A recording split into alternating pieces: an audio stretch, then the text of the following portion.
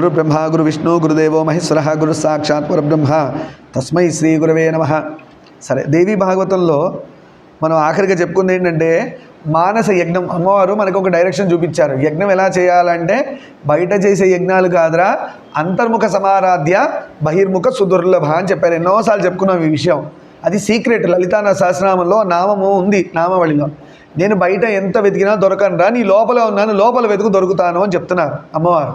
అదేవిధంగా దేవీ భాగవతంలో మనకేం చెప్తున్నారంటే మీరు బయట చండీ హోమాలు చేయండి, రుద్ర హోమాలు చేయండి, ఎన్ని హోమాలు చేసినా అదే హోమం మనసులో పిల్లర్స్ అన్ని క్రియేట్ చేసి ఒక రూఫ్ టాప్ వేసి ఒక మంచి గుడి కట్టి మనసులో మంచి మంచి గోల్డెన్ పూతలు పూసి మనసులో గోల్డెన్ పూతలతో స్తంభాలు తయారు చేసుకొని మంచి అమ్మవారి విగ్రహం పెట్టుకొని మనసులో అమ్మవారికి పెరుగు తేనె అన్నీ వేసి ఉపచారాలు చేస్తూ అలా అభిషేకం చేసిన హోమం చేసిన గొప్ప గొప్ప బ్రహ్మ విష్ణు మహేశ్వరులను తీసుకొచ్చి కూర్చోబెట్టి బ్రహ్మదేవుడినే బ్రాహ్మడిగా కూర్చోబెట్టి మీ మనస్సునే అక్కడ యజమానిగా కూర్చోబెట్టి ఇది మానసిక యజ్ఞం అని అమ్మవారు చెప్పారు. అంటే నీ మనసే యజమాని.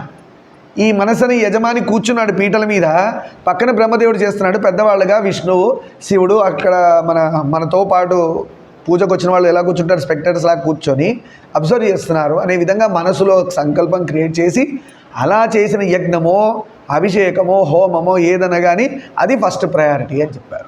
దీనిలో ఖర్చు ఎంత? ఏమైనా ఖర్చు ఉందా? టైం మాత్రమే ఖర్చు. అది ఖర్చు అనొద్దు, సద్వినియోగం అనాలి. మన టైంని కరెక్ట్గా వాడారంటారు. అదే మిగతా టైం అయితే ఖర్చు అనాలి. సో మనస్సులో అలాంటి యజ్ఞం చేసుకోవడమే అమ్మవారికి ఇష్టమైన ప్రథమ పూజ్యమైన యజ్ఞం అని చెప్పారు. అలా యజ్ఞం 3 రకాలు.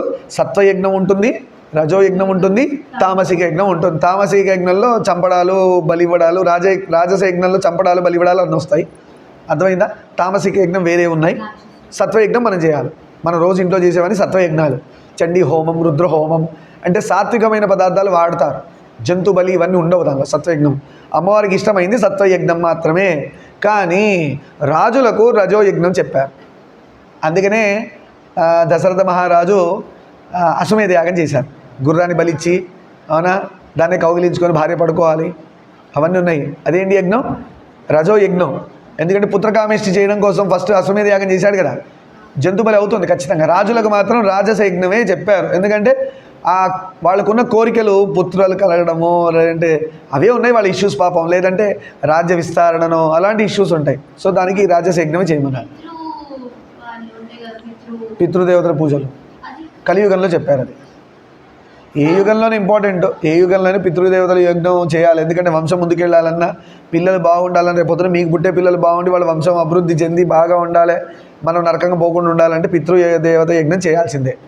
అంటే ఇంట్లో 14 సంవత్సరాలు జరుగుతూ ఉండాలి. అట్లీస్ట్ అవి చేయలేని వాళ్ళు అనాథ ప్రేత సంస్కారం చేయాలి. ఎక్కడైనా అనాథ ప్రేత పడిపోయిందంటే, అనాథ ప్రేత సంస్కారం అంటే చచ్చిపోయిన శవం ఉంది, అక్కడ శవం ఉంది ఒకటి, చచ్చిపోయిన శవం అంటే చచ్చిపోయిన అక్కడ ఒక బాడీ ఉందనుకోండి, శవమే ఉంది అక్కడ, దాన్ని ఎవరు సంస్కారాలు చేయట్లేదు. మన ధర్మం మనం పోయి దాన్ని సంస్కారం చేయించాలి, డబ్బులు ఇచ్చి ఇంకోటితో చేయించాలి. యానిమల్ వేరు కదా, యానిమల్కి బుద్ధి లేదు, ధర్మం లేదు, దానికి ఏం లేదు. అయినా కూడా మీకు బాధ అనిపిస్తే అయ్యో పాపం ఒక ప్రేతం అక్కడ పడుంది కదా, దాన్ని తీసుకెళ్ళి మనం సంస్కారం చేయాలని చేసేయచ్చు, కాల్చచ్చు.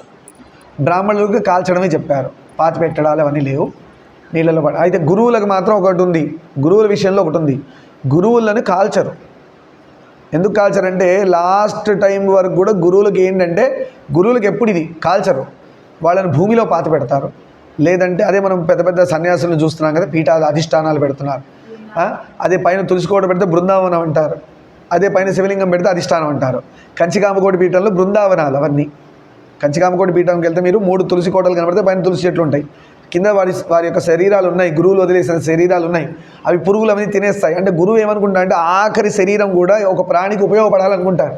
కొంతమంది గురువులు ఏం చెప్పారంటే, నా శరీరాన్ని 6 ముక్కలుగా చేసి 6 డైరెక్షన్లో లేదంటే 8 డైరెక్షన్లో 8 ముక్కలు చేయండి, 8 డైరెక్షన్లో శిష్యుల్ని పట్టుకెళ్ళి మీరు ఎంత దూరం నడవగలదు అంత దూరంలో అక్కడ వదిలేసి వచ్చేయండి అన్నాడు. అక్కడ ఉన్న పక్షులు ప్రాణులు తిని దాన్ని బ్రతుకుతాయి. శరీరాన్ని 8 భాగాలుగా కొయ్యమన్నారు. ఇంకా కోసి శిష్యులు బాడీ పార్ట్స్ తీసుకొని వెళ్ళిపోవాలి. ఇప్పుడు అవన్నీ ఎలా చేయట్లా.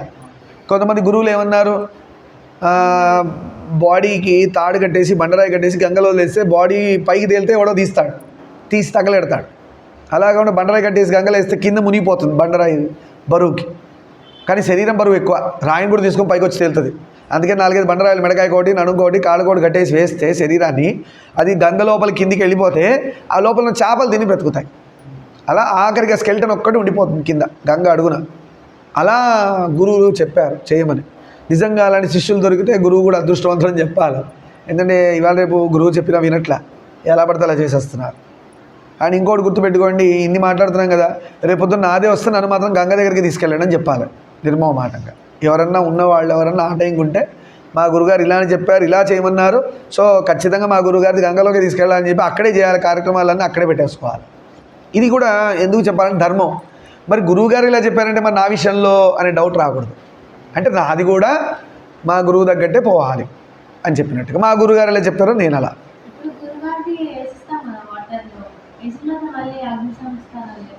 అగ్ని సంస్కారం ఏమి ఉండదుగా అక్కడ. అన్ని సంస్కారాలు క్లోజు. గురువు అంటే దైవం. అక్కడ మనం మామూలు శరీరం అందరితో ఉన్న శరీరాలతో కంపేర్ చేస్తుంది వేరు కదా. గురువు అనేది అసలు వేరు, ప్రాసెసే వేరు. ఒక మనిషి చనిపోయిన దానికి ఈ అగ్ని సంస్కారాలు ఇవన్నీ ఉంటాయి. గురువు దానికి అదంతా పుణ్యమే. మనిషి కంటే అశౌచం, తద్దినాలు, సంవత్సరికాలు ఇవన్నీ ఏంటంటే ఇటువైపు సంబంధించినవి, పితృకార్యాలకు సంబంధించి. గురువుది పుణ్యకార్యం. గురువుకి సంబంధించినవి ఏం చేసినా కూడా అది పుణ్యకార్యమే. అదే దాన్ని మనములు మనిషిలాగా చావుకి వెళ్ళినట్టుగా ఇంటికి వచ్చి స్నానాలు చేయడాలు ఇది ఉండవమ్మా. గురువు దానికి అంతా పుణ్యమే. ఎందుకంటే అది శివం అయిపోయింది. ఆ బాడీ సమిధిలాగా యజ్ఞగుండంలో పడి కాలిపోయినట్టే, అంటే నీళ్ళలో వేసినా అంతే సంస్కారం అయిపోయినట్టే. సరే, అలా రాజస యజ్ఞం, సాత్విక యజ్ఞం, తమో యజ్ఞం అని 3 రకాలుగా ఉన్నాయి అని చెప్పుకున్నాం. మన ప్రాణాన్ని తీసుకెళ్ళి మనసుని తీసుకెళ్ళి ఆత్మలో నిలబెట్టాలన్నారు. అది ఎప్పుడు వస్తుంది? ప్రాణాయామం చేస్తే వస్తుంది. అందుకు ప్రాణాయామం ఇంపార్టెంట్. వాళ్ళు గొప్ప గొప్ప సాధులు ఏం చేశారంటే, అమ్మ ఇది చెప్తే మీరు అదే చేస్తారు అందుకే చెప్పకూడదు, కట్ చేస్తాను. ఒక ప్రాసెస్ ఉంది. అది చేసినందువల్ల ఏముందంటే మనసుని ఒక చోట నిలబెట్టగలుగుతారు. మనసు అక్కడిక్కడ పారిపోదు. దానికి ఒక ప్రాసెస్ ఉంది. అది పర్సనల్గా ఎవరు వాళ్ళ మనిషి వ్యక్తిత్వం, వాళ్ళకి ఉన్న బుద్ధి ఆలోచన బట్టి చెప్పాలి. అందుకే అందరు చేస్తే అది డేంజర్ అయిపోతుంది, అలా చెప్పకూడదు. సో ఋషులు ఏంటంటే వాళ్ళు దాన్ని పట్టి అలా పెట్టారు. పెట్టి నిలబెట్టి చేసినప్పుడు ఏంటంటే అక్కడ అమ్మవారిని పెట్టుకొని అయ్యవారిని పెట్టుకొని వాళ్ళు సాధన చేశారు. చేసి గొప్ప గొప్ప సాధకులుగా మారారు. వాళ్ళలో ఆలోచనలు తగ్గుతాయి ఆ ప్రాసెస్లో. లేదంటే కూర్చోగానే అమ్మ ఏం చేసిందో, నాన్న ఏం చేసిందో, ఫ్రెండ్ ఏం చేశాడో ఎట్టో పోతుంది. టింగ్ మన మొబైల్లో సౌండ్ రాగానే ఫేస్బుక్లో ఫ్రెండ్స్ ఎవరెవరు, ఫ్రెండ్ లిస్ట్ ఎవరు, నిన్నటి రోజు పెట్టిన మెసేజ్కి రిప్లై ఏమైంది, ఇవాళ పెట్టిన దానికి రేపు వస్తుందో లేదో, ఆవిడేమనుకుందో, నిన్న పెట్టిన దానికి ఈయనేమనుకున్నాడో. ఒక్క ఫేస్బుక్ రింగ్ టోన్ టింగ్ మన మెసేజ్ వస్తే మన బుద్ధి ఎక్కడికి వెళ్ళిపోయింది, జంప్. మనసు ఎక్కడికి వెళ్ళిపోయింది, ఎక్కడికో వెళ్ళిపోయింది. ఒక కాల్ వచ్చింది, కట్ అయింది. ఎవరై ఉంటారో ఏమో. ఎన్ని డిస్టర్బెన్సెస్ మన చుట్టూ ఉన్నాయి. ఇన్ని డిస్టర్బెన్స్ మధ్యలో మన మనసును తీసుకెళ్ళి నిలబెట్టి సాధన చేయడం అనేది ఎంత డిఫికల్ట్ టాస్క్ చూడండి. అవునా కదా? ఇలా కూర్చొని 5 నిమిషాలు ధ్యానం చేయాలంటే ఏం చేస్తాడు? నిద్రన్న పోతాడు. లేదంటే మనసు ఎక్కడెక్కడో తిరిగి దయ్యం పట్టినట్టు దానిలాగా అన్నీ. ఏం చేశారు 5 నిమిషాలు అంటే వాళ్ళు లిస్ట్ రాయమంటే పేపర్లో ఫస్ట్ నా మనసు గోల్కొండ పోయింది, తర్వాత చార్మినార్ పోయి షాపింగ్ చేసింది, 3వ తాజ్మహల్ దగ్గర పోయింది, 5వ సినిమాకి పోయింది, 6వది ఏదో తిండి వంట దగ్గర పోయింది, 7వది వచ్చి పడుకుందని చెప్తాడు. ఇదా ధ్యానం? ఏం చెప్పాడు గురువుగారు? మనసుని నీకు ఇష్ట దైవం మీద లగ్నం చేయరా పాదాల దగ్గర అని అంటే ఇన్ని చేశాడు వాడు. అది తప్పితే తీరా వచ్చేయమంటాడు, స్వామి నాతో కావట్లేదండి, కూర్చోలేకపోతున్నానండి, ఎక్కడో పోతుందంటే మరి నువ్వేం చేసే పొద్దు నుంచి అదే చేస్తుంది. అది మనసుకో లక్షణం ఏంటంటే నువ్వు ఏది చేస్తుంటే అది పట్టుకుంటుంది. మరి చేయడం మానేస్తే కదా మనసు బుద్ధి మారేది. మనసు యొక్క బుద్ధి మారాలంటే నీ బుద్ధి మారాలి కదా ఫస్ట్. అంటే దాని నడవడిక మారాలంటే అంటే దీనికి ఒక మంచి ఎగ్జాంపుల్ ఏం చేయాలి? సత్సంగత్వే నిస్సంగత్వం, నిస్సంగత్వే నిర్మోహత్వం, నిర్మోహత్వే నిశ్చలతత్వం, నిశ్చలతత్వే జీవన్ ముక్తి అని చెప్పేశారు. సత్సంగం చేయమన్నారు. అంటే మంచి వాళ్ళతో తిరగడం సత్సంగం అంటే. గురువులు, భజన చేసేవాళ్ళు, విష్ణు చదివేవాళ్ళు, గుడిలో ఉండేవాళ్ళు, గుడికి వెళ్ళేవాళ్ళు, అందరు కాదు రోయ్, దాన్ని కూడా చూసుకోవాలి. ప్రతి గుడికి వెళ్ళిన వాళ్ళందరూ సత్సంగం అని కానీ అలా భజన చేసినా మనసు ఎంత బాగా గుర్తుంటుంది. అరుణాచల శివ అరుణాచల శివ అరుణాచల వెళ్తుందా? ఎక్కడెక్కడికో ఎక్కడ పోదు. గురుగారు ఏం చెప్పారా? మేమేం చెప్పాలా? శివ శివ శివ శివ శివ శివ శివ రెడీగా ఉంటాడు. 6 సార్లు అన్నాడు, 10 సార్లు అన్నాడు మా గురుగారు. ఆ శివ శబ్దం ఎన్నిసార్లు అంటే శివుడు చుట్టే తిరుగుతుంది కానీ దయ్యం పెట్టింది అలా ఎక్కడో పోతుందా? అందుకన్నారు సత్సంగం, అందుకు భజన అటెండ్ చేయమన్నారు. గట్టిగా ఎందుకు చెప్పన్నారంటే మనసు ఎక్కడ పోతుంది, చచ్చినట్టు ఇక్కడికే వస్తుంది ఆ సౌండ్ దెబ్బకి. ఇప్పుడు నేను చెప్పేసి కూర్చున్నాను, మీరు గట్టిగా శివ శివ శివ ఉలిక్కి పడి మళ్ళీ అక్కడికే వస్తుంది. అలా పోదు చెప్తున్నా. ఇక పోయేకాడికి ఈయనందుకు ఇక్కడ కూర్చుంటాడు. సత్సంగత్వే నిస్సంగత్వం అయింది. అంటే ఏమైంది? సత్సంగం చేసి చేసి నిస్సంగంలోకి మారి. నిస్సంగం అంటే పనికిరానివన్నీ కట్ అవుతున్నాయి, పనికి వచ్చేది అటాచ్ అవుతుంది. అదే సత్సంగం. నిస్సంగం పనికిరానివి కట్ అయిపోతాయి. నిస్సంగత్వం వస్తే ఉంది, నిర్మోహత్వం వస్తుంది. అంటే అన్నిటికీ అట్రాక్ట్ అయిపోడు, నిర్మోహమాటంగా బోల్డ్గా మాట్లాడతాడు. ఏది సత్యం ఏది అసత్యం వాడికి క్లారిటీ ఉంది. అన్నిటికీ అట్రాక్ట్ అయ్యి ప్రతిదీ కోరికలు పెట్టేసుకోవడం, పాడైపోవడం, కట్ చేయడం వస్తుంది వాడికి. నిర్మోహత్వం ఆ కోరికల ప్రాసెస్ని కట్ చేయగలుగుతూ ఉంటాడు. నిర్మోహత్వం నిశ్చలతత్వం, స్టేబుల్గా కూర్చున్నాడు. ఇప్పుడు ధ్యానం చేయరా అంటే హాయ్ అరుణాచల శివ అరుణాచల శివ అరుణాచల శివ అరుణాచల సదాశివసమారంభాం శంకరాచార్య మధ్యమాం అస్మదాచార్య పర్యంతాం వందే గురు పరంపరాం అంటున్నాడు. కానీ అందరూ ఒకటే గురువు అని తెలుసుకుంటున్నాడు. అది నిశ్చలత్వం. అదే శంకరాచార్యుల వారు శివుడు ఒకటా కాదా, నారాయణుడు అన్నాడు మళ్ళీ అది ఆయనే శంకరాచార్యులు ఒకడా, మరి వ్యాసుడు ఎవరు, మరి మిగతా గురువులు. ఇంత అనిశ్చలంగా ఉండదు. నిశ్చలత్వం, నిర్మోహత్వే నిశ్చలతత్వం. నిశ్చలతత్వాన్ని స్టెబిలిటీ అంట. నిశ్చలం వచ్చిందంటే ఏమొస్తుంది? ముక్తి వస్తుంది. ఎందుకు ముక్తి? చచ్చినట్టు వస్తుంది ముక్తి. ఎందుకు రాదు? వాడికి ఏం కోరికలు లేవు, ఎవడు కదిలిసినా కదలడు, స్టేబుల్ ఆబ్జెక్టు, జడం. శివుడు ఎలా వచ్చినాడు? నిశ్చలతత్వం. అలా ఉంటాడు. చచ్చిపోయినా ఓకే, జీవి పుట్టింది పోయింది అనుకుంటాడు. అంతేగాని అయ్యో అయ్యో అయ్యో అని గుడ్డలు బాధేసుకునేవాడు. ఎవడో కిరీటం పెట్టాడు, ఓకే పెట్టాడో వాడే పట్టుకుపోతాడు అనుకుంటాడు. ఎవడు పెట్టాడో వాడే పట్టుకుపోతాడు. అంతేగాని ఆ కిరీటం పెట్టాడు, రా రా శబాష్ పక్కన కూర్చో, ఒళ్ళో కూర్చొని కూర్చోబెట్టుకోడు. అర్థమైందా? నిశ్చలతత్వం. పొగడతలకు లొంగిపోడు, అలా తిట్లకు కృంగిపోడు. నిశ్చలతత్వం. నిశ్చలతత్వం వస్తే జీవన్ముక్తి. అందుకు అది శ్లోకం చెప్పారు సత్సంగత్వం. సరే, అలా మనసులో అమ్మవారు చెప్పారు. ప్రాణాలను తీసుకెళ్ళి లయం చేయడం అంటున్నారు. ప్రాణాలయం జరగడం అంటే ఏంటి? మనకి 3 రకాల స్థితులు ఉంటాయి. ఒకటేనా? మనం 3 రకాల స్థితులు ఉన్నాయి. ఎలాంటిదంటే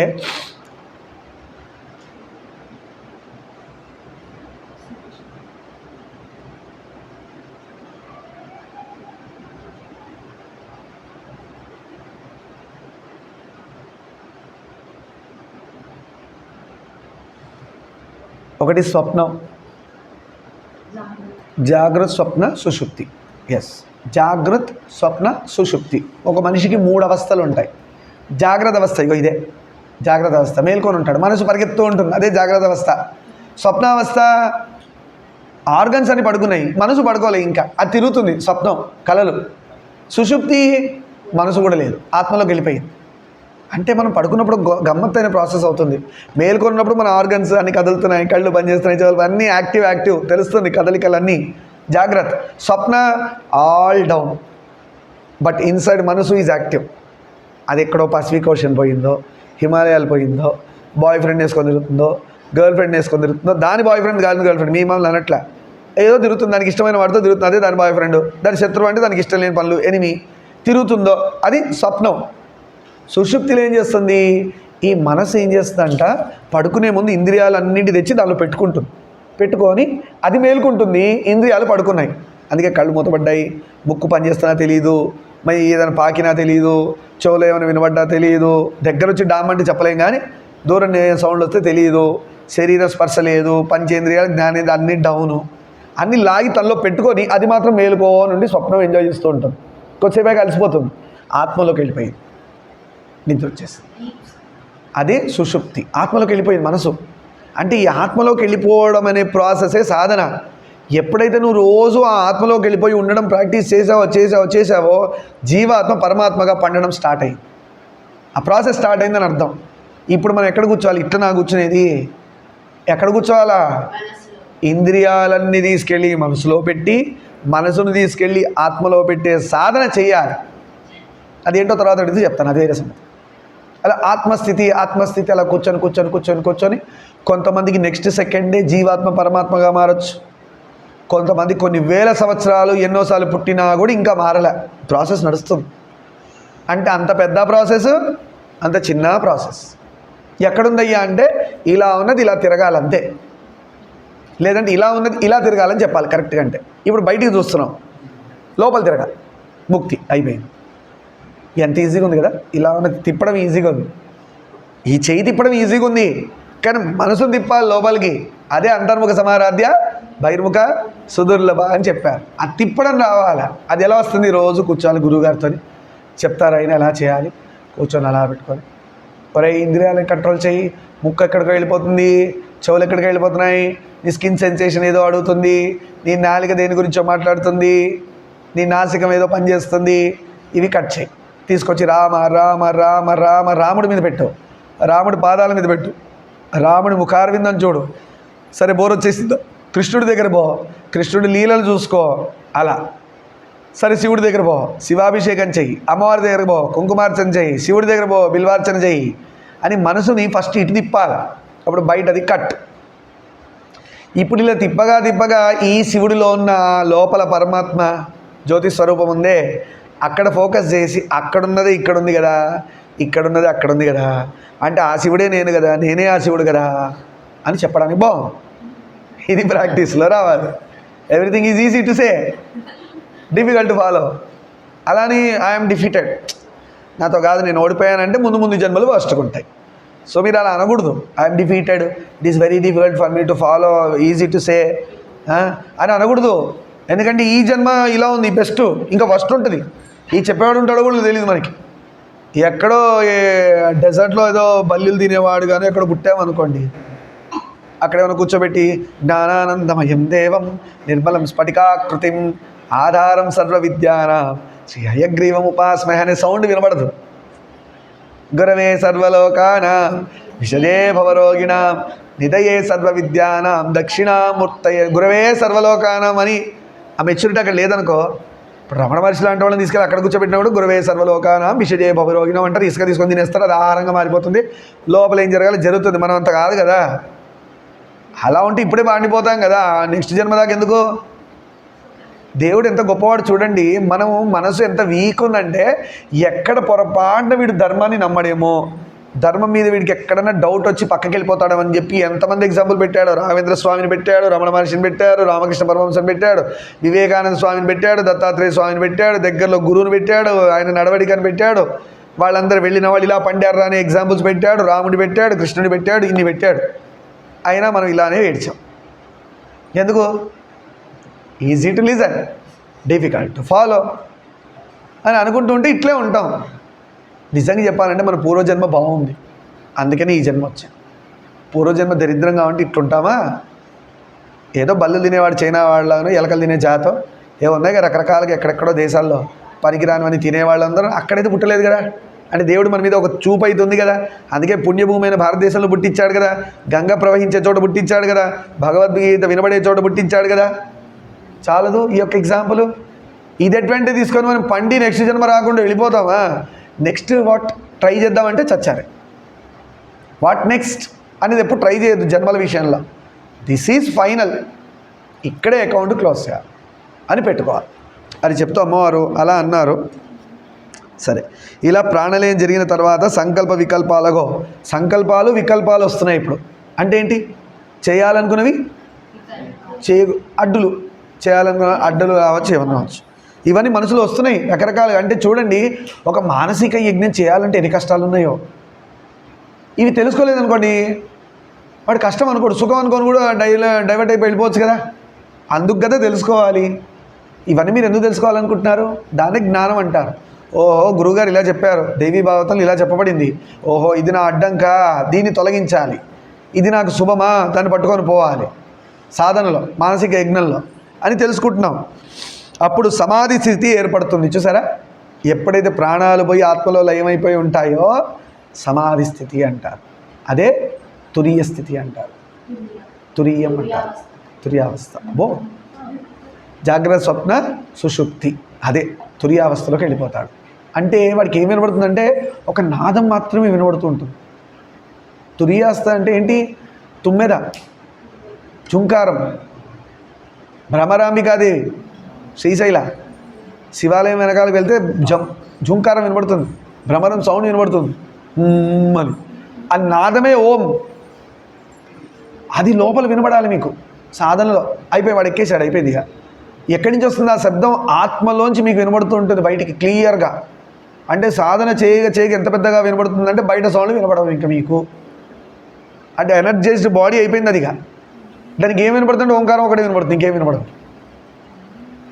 గురువులు చెప్తుంటారు, చూడ్డానికి మీరు అందరూ అంటారు కానీ మిమ్మల్ని ఎవరు కనపడరు గురువు గారికి. ఇలా చూస్తుంటారు. మిమ్మల్ని చూస్తే ఆయనకి సబ్జెక్ట్ ఎక్కడ గుర్తొస్తుంది? ఆయన చూపు ఎక్కడో ఉంటుంది, ఈ కళ్ళు మాత్రం చూస్తుంటాయి. కానీ యాక్చువల్గా అంతర జ్ఞానేంద్రియం అంటారు చూసారా, లోపల ఉంటుంది జ్ఞానేంద్రియం. అది ఆ కన్ను దృష్టి ఇంకో చోటు ఉండి టాపిక్ ఫ్లో అవుతూ ఉంటుంది. మిమ్మల్ని వాళ్ళు చూస్తారు. ఇప్పుడు నేనైనా మా గురువుగారి దగ్గర గురువుగారు నన్ను చూస్తే ఆయన ఏం చెప్తారు? ఆయన చూపు ఎక్కడో ఉంది, అంతర్ముఖం అయ్యి ఉంది, అందుకే టాపిక్ బయటకు వస్తుంది. మన మొహాలు చూస్తూ కూర్చుంటే ఆవులు ఇంత వచ్చిందనో, లేదంటే వాళ్ళు గోళ్ళు గీలుకుంటున్నారనో, ఇంకెవరెవరో ఏదో చేస్తున్నారనో, అడ్డుదిడం కూర్చున్నారో ఇవి మాట్లాడతారు. ఇటు చూస్తే ఇంత డిస్టర్బెన్స్ ఉన్నా కూడా అదే మాట్లాడుతున్నారంటే వాళ్ళు ఇటు చూస్తున్నారు. అంతర్ముఖం అయ్యారంటారు. అందుకు గురువుల శక్తి అది. సరే, అలా సమాధి స్థితి ఏర్పడుతుంది. ఆ సమాధి యోగంలో సర్వభూత స్థితమైన ఆత్మను, ఆత్మనిష్టమైన సర్వభూతాలను ఎప్పుడు చూస్తాడో అప్పుడు ఆత్మస్వరూపిణి అయిన భగవతి సాక్షాత్కారం లభిస్తుంది. ఎస్, నాలో ఉన్న ఆత్మని నేను చూడగలిగితే అయిపోయి, అదే అంతర్ముఖంగా చూడడం అంటారు. అక్కడ అమ్మవారు కనబడుతుంది. ఆ అమ్మవారి అందరిలో ఇలా చూస్తుంటే సరియు సహనా వీళ్ళందరూ సంజన వీళ్ళు కనబడరు. చూస్తే అమ్మవారు కనబడుతూ ఉంటుంది. ఇలా అందరిలో ఉన్న అమ్మవారు కనబడుతూ ఉంటుంది. ప్రహ్లాదుడికి విష్ణువు అలా కనబడ్డాడు. ఒక ఆవు చూస్తే ఆవులో విష్ణువు ఉన్నాడు, రాక్షసుడు చూస్తే రాక్షసులో విష్ణువు ఉన్నాడు, ఆయన చేతి కట్టడంలో విష్ణువు ఉన్నాడు, గద కొట్టే గదలో విష్ణువు ఉన్నాడు, మంటలో పడేస్తే మంటలో విష్ణువు ఉన్నాడు. అంతటా ఉన్న విష్ణువు నన్నేం చేస్తాడు? విష్ణువు నాకు సహాయకుడు కదా, నా రక్షకుడు. పడేసుకోండి, మంటలో పడేస్తారు, సముద్రంలో పడండి, ఎక్కడైనా పడండి, అంతా విష్ణువే, నన్ను ఏం చేస్తుంది అన్నాడు. నిజంగా వాళ్ళ నాన్న అన్ని ట్రై చేశాడు, పాపం ఫెయిల్ అయ్యాడు. ఈయన మెచ్యూరిటీ దాటిపోయింది. మళ్ళంటి వాళ్ళని పడేస్తే మునుగుతాం, చస్తాం. మన మాటలకి విష్ణు అంటాం సముద్రం, నిజంగా విష్ణువులా ఫీల్ అయ్యామా? ప్రహ్లాదులాగా ఏమైనా ఓం నమో నారాయణాయ అని ఏమైనా జీవితాంతం ఏమైనా చేశామా? ఇంత చెప్పినా చేయమ్మా. గురుగారు మంత్రం ఇస్తేనే చేయట్లేదు మనం, ఇంక మిగతా ఏమంటాం? అప్పుడు ఆత్మస్వరూపి అయిన భగవతి సాక్షి, అప్పుడు అమ్మవారి దర్శనం అవుతుందంట.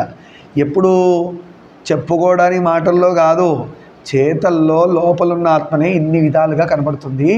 ఇన్ని వేరు కాదు, ఇవన్నీ ఒకటే. నా దగ్గర ఉన్నది అక్కడుంది, అక్కడున్న వస్తువే నా దగ్గర ఉంది అని ఎప్పుడైతే నమ్ముతామో అప్పుడు అమ్మవారి దర్శనం అవుతుంది. అర్థమైందా? అంతటా బ్రహ్మజ్ఞానం లభిస్తుంది. అదే బ్రహ్మజ్ఞానం ఇప్పుడు వచ్చింది. ఎట్లా వచ్చింది బ్రహ్మజ్ఞానం? లోపలున్న అమ్మని దర్శనం చేశాడు, అదే అమ్మ అంతటా కనబడుతుంది. అదే బ్రహ్మజ్ఞానం. అంటే ఇక్కడున్నదే అక్కడుంది, అక్కడున్నది ఇక్కడుంది, ఇదే అంతటా వెలుగుతుంది. అంతటా వెలిగేదే నాలో ఉంది. ఇప్పుడు యూనివర్స్ ఎక్కడుందయ్యా అంటే ఏమంటారు? యూనివర్స్ ఎక్కడుంది? జనరల్ యూనివర్స్ ఎక్కడుంది? బయట ఉంది. మన అప్పుడు అలా అన్నాం, లోపల ఉందంటాం. లోపల ఉందంటాం. గ్రేటెస్ట్ థింగ్ ఏంటంటే మెడిటేషన్ చేసి సాధన చేసిన వాళ్ళకి కృష్ణుడు అదేగా నోరు తెరిచి చూపించింది.